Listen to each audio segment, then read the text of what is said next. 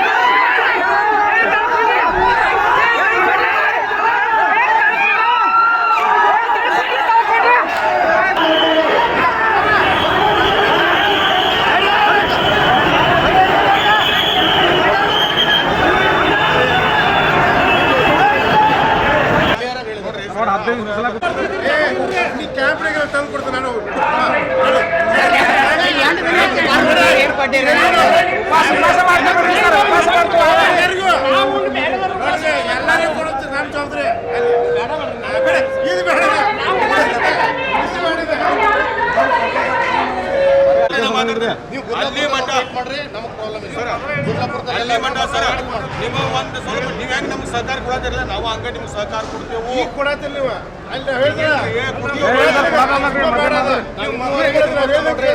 ನಾವು ಅಲ್ಲೇ ಬರ್ತೇವೆ. ಈಗ 8 ದಿನ ಆಯ್ತು, ಒಂದಿನಾರು ನಾವು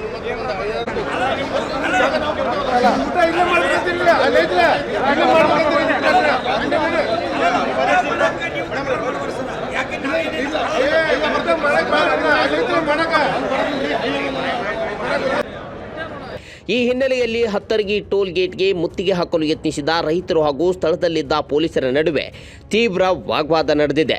ರಾಷ್ಟ್ರೀಯ ಹೆದ್ದಾರಿಯನ್ನು ತಡೆಯಲು ಮುಂದಾದ ಪ್ರತಿಭಟನಾ ನಿರತ ರೈತರನ್ನ ಪೊಲೀಸರು ಚದುರಿಸಿ ವಾಹನ ಸಂಚಾರಕ್ಕೆ ಅನುವು ಮಾಡಿಕೊಟ್ಟಿದ್ದಾರೆ. ಆದಾಗ್ಯೂ ತಮ್ಮ ಪಟ್ಟು ಸಡಿಲಿಸದ ರೈತರು ಹತ್ತರ್ಗಿ ಟೋಲ್ ಗೇಟ್ ಬಳಿ ತಮ್ಮ ಪ್ರತಿಭಟನೆಯನ್ನ ಮುಂದುವರಿಸಿದ್ದು ಸರ್ಕಾರದ ವಿರುದ್ಧ ತಮ್ಮ ಆಕ್ರೋಶವನ್ನ ಹೊರಹಾಕುತ್ತಿದ್ದಾರೆ.